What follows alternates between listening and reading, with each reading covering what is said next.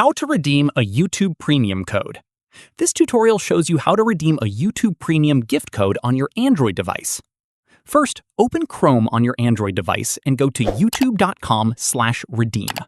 Make sure you're signed into the Google account you want to apply the code to before proceeding. From there, enter your redemption code in the field provided. Make sure to type it exactly as it appears, including any dashes, as even a small mistake will stop it from going through. Once the code is entered, tap Redeem to apply it to your account.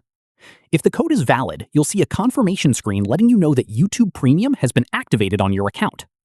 From here, open the YouTube app and you'll have full access to all premium features, including ad-free viewing, background play, and offline downloads. Keep in mind, each code can only be redeemed once and is tied to one Google account.